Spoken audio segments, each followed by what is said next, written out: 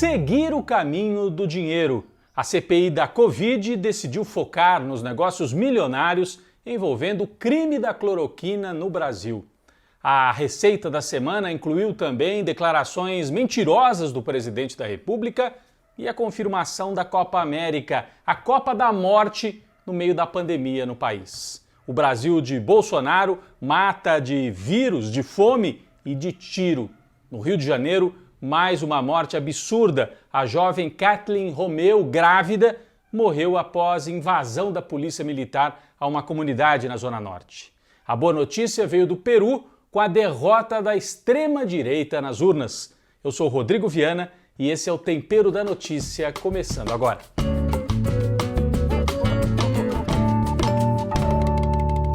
Bom, seguir o caminho do dinheiro. Follow the money, como dizem nos Estados Unidos. Seguir esse caminho do interesse financeiro pode ser a melhor forma para desvendar o crime da cloroquina. Sim, é um crime. Porque, de um lado, existe o crime sanitário, que é oferecer, vender a ideia para as pessoas de que existe uma substância que cura a Covid-19. Não é verdade. A cloroquina serve para outras doenças, não para a Covid-19. E o Bolsonaro virou garoto propaganda dessa substância. Mas além do crime sanitário, pode haver um crime financeiro. Quem é que está ganhando dinheiro com a venda dessa substância em larga escala para o governo federal? Os senadores começaram a investigar, a puxar esse fio e chegaram a 2 laboratórios, um deles coordenado, dirigido por Renato Spalletti, no laboratório Apsen. Ele recebeu empréstimo do BNDES durante o governo Bolsonaro. O BNDES que é presidido por Gustavo Montesano, um amigo de infância de quem? Dos filhotes, dos filhos de Jair Bolsonaro. Então os senadores começaram a puxar esse fio da meada para ver que interesses que existem aí. A comissão aprovou também a quebra de sigilo do ex-ministro Pazuello, general, do ex-ministro Ernesto Araújo, aquele do Itamaraty de barba, e de outros integrantes do chamado gabinete paralelo, do gabinete do ódio de Bolsonaro, para também saber sobre ramificações tanto políticas, nos telefonemas, e depois, quem sabe, ramificações financeiras. Aprovou ainda a condução coercitiva de Carlos Wizard, um dos grandes bilionários brasileiros, dono de várias empresas, cursos de escola de inglês e tal, que fez lobby pelo tratamento precoce, como eles chamam, que é o uso da cloroquina. Vai ter que ir para a CPI, ele está sumido, né? O Bolsonaro, enquanto isso acontece na CPI, resolveu dobrar a aposta. Então ele não recua, ele dobra a aposta, enfrenta. Esta semana ele disse que havia um relatório do Tribunal de Contas da União, o TCU, provando, segundo Bolsonaro, que metade das mortes por Covid no ano passado, na verdade, não eram por Covid. Bom, esse relatório não existe. O Bolsonaro foi desmentido pelo Tribunal de Contas, pela direção do Tribunal de Contas, e descobriram que o que existe é um documento de um auditor que fez uma planilha por conta dele, que não tem base nenhuma, não tem base científica, é uma suposição. Um auditor, mais uma vez, amigo da família Bolsonaro.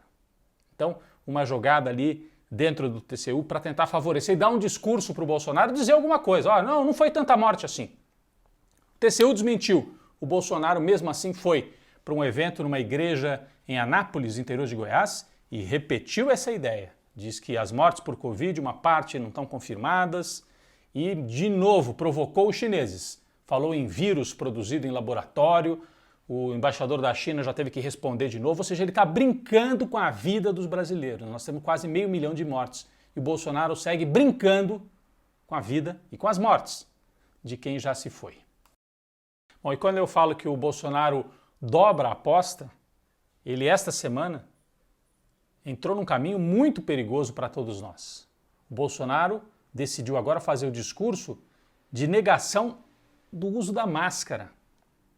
Ele disse que encomendou para o ministro da Saúde, o Queiroga, um decreto autorizando quem já foi vacinado a não usar mais máscara e quem já foi contaminado também a não usar mais máscara. Como é que vai provar isso? Já imaginou? No meio da rua, no comércio, as lojas não podem aceitar quem está sem máscara. Aí o cara fala assim, não, mas eu já fui vacinado. Cadê o atestado? O comerciante vai ficar controlando quem foi vacinado, quem não foi. Isso é para gerar briga, é para gerar confusão. O Bolsonaro aposta no confronto. E, além de tudo, Além de ser um absurdo, né, do ponto de vista sanitário, porque todos os cientistas recomendam continue usando a máscara, mesmo que você já tenha sido vacinado, até porque a vacina protege, mas não é uma proteção absoluta. Principalmente porque o Brasil ainda não vacinou muita gente. Nós estamos ainda no começo da vacinação. Então, até você ter 70%, 80% da população vacinada, o vírus está circulando. Mesmo que você tenha sido vacinado 2 vezes, você pode pegar a Covid de novo, de uma forma mais atenuada, né, que não seja tão grave, ou pode pegar de maneira grave também, pode dar um azar e acontecer. Então, o Bolsonaro de novo está brincando e conduzindo as pessoas para a morte. Vamos ficar muito de olho nisso. Além de tudo, é um pouco de cortina de fumaça para que a gente deixe de falar da CPI, das investigações. Ele agora tem 2 cortinas de fumaça. O futebol, durante um mês com a Copa América, e não use máscara, que é outro discurso que ele vai fazer nessas movimentações absurdas, enquanto a popularidade dele segue baixa, 30% de apoio. Eu acho muito, né? 30%, 35% de apoio para quem promove todos esses absurdos, mas a oposição a ele é muito maior que isso, 50%, 55% querem o Bolsonaro fora do poder.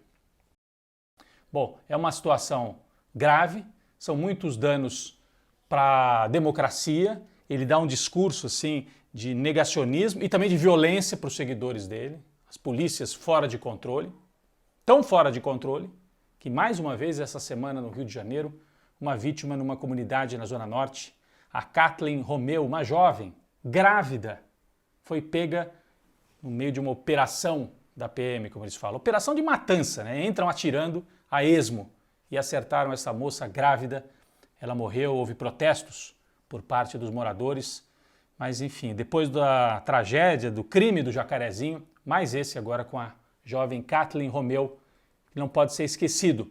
No meio desse caos, o Brasil vai fazer a Copa América, que a Colômbia não quis fazer, era para ser lá. A Argentina disse que não tem como fazer, por causa da pandemia, e o Bolsonaro topou. Os jogadores fizeram aquela onda, vamos soltar um comunicado, no final se renderam para os interesses comerciais. O curioso é que vários patrocinadores que já pagaram pelas cotas da Copa América pediram para não expor as suas marcas num torneio que está marcado pela morte. Então é a Copa da Morte, a Cova América, como alguns estão chamando. O Bolsonaro deve participar, dar o pontapé de abertura nos jogos ali da Copa América. No meio desse caos todo, uma boa notícia aqui da América do Sul veio do Peru, com a derrota da Keiko Fujimori, por uma estreita margem. A Keiko é filha do ditador Fujimori do Peru, foi derrotada por um professor sindicalista que veio do interior, indígena, de origem muito humilde, socialista, Pedro Castilho. Nós vamos falar mais desse tema no próximo bloco.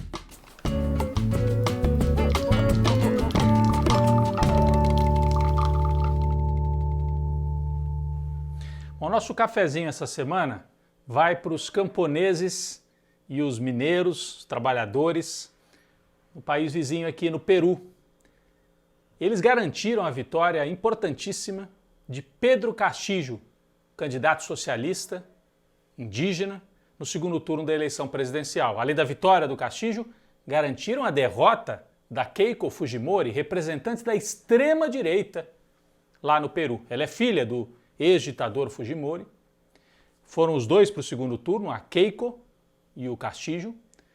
A elite empresarial, os meios de comunicação e a população, a maioria da população urbana de Lima, a capital, ficaram ao lado da Keiko Fujimori.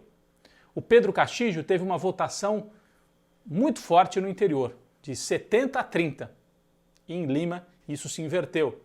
Lima tem uma grande quantidade, 30, 40% da população está ali na região metropolitana.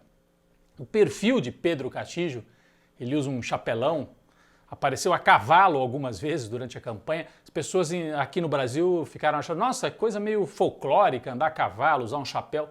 Não. Esse chapéu é muito simbólico lá no Peru, de uma instituição nas comunidades indígenas andinas dos Andes, né? São chamados rondeiros.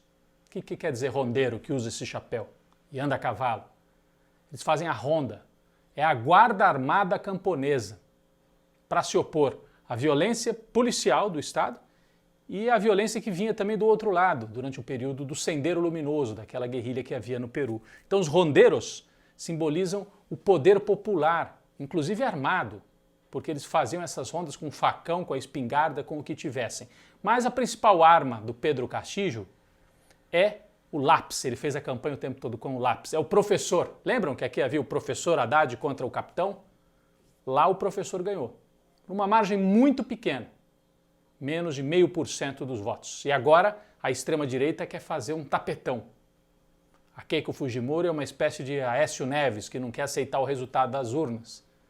Por isso, o povo está indo para as ruas e, além de ter garantido a vitória do Pedro Castillo, tem que garantir agora a posse e depois que ele governe. Como governar um país em que as elites ficaram totalmente contra o candidato, né? Ele não tem apoio nas classes médias, tem mais apoio realmente do povo camponês. Ele está prometendo uma constituição nova na linha do que fez Evo Morales na Bolívia.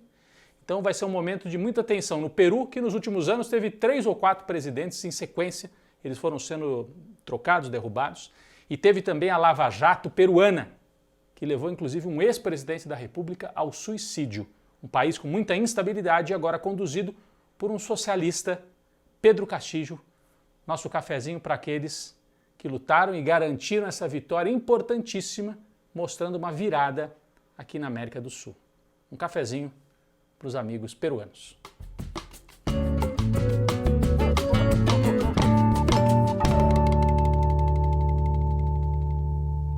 Bom, a gente está falando do Peru, essa vitória de um candidato socialista no Peru. Então vou deixar como sobremesa essa semana, como indicação aí de leitura, dar uma retomada na obra de um autor importante peruano, o José Carlos Mariátegui. Esse aqui, olha, escreveu esse livro Por um Socialismo Indo-Americano e escreveu, bom, várias obras. Essa outra aqui pela editora Expressão Popular, 7 ensaios de interpretação da realidade peruana. O Mariátegui também tinha origem indígena, nasceu no interior do Peru e a obra dele é uma tentativa de fugir daquele pensamento muito centrado na Europa. Ele é marxista, ele usa as ideias de Marx, da luta de classes, mas adapta para a realidade da América Latina e valoriza muito a questão indígena, a questão comunitária. Ele fala até desse princípio ali comunitário dos indígenas, ali poderia haver uma semente de socialismo também. E se contrapõe a um outro marxismo, a uma outra linha marxista que é muito forte na Europa, no século XX, que é aquela ideia do progresso, desenvolver, industrializar, etc. Não, o Mariátegui quer valorizar o que vem dos indígenas. Então, é interessante porque o Pedro Castillo, esse que ganhou a eleição no Peru, se apresenta como um herdeiro de Mariátegui. Vale muito a pena retomar a obra desse autor. Ele morreu jovem, com menos de 40 anos, e fundou uma revista famosa chamada Amauta, em que discutia as questões de cultura e também de política, e foi um dos fundadores do Partido Socialista Peruano, que depois viraria o Partido Comunista Peruano. Então, a nossa sobremesa dessa semana, retomar a obra de Mariátegui no momento em que o Peru vai ser centro do debate político na América do Sul, e a obra do Mariátegui pode nos ajudar a entender o que está acontecendo por lá. Sobremesa para esta semana.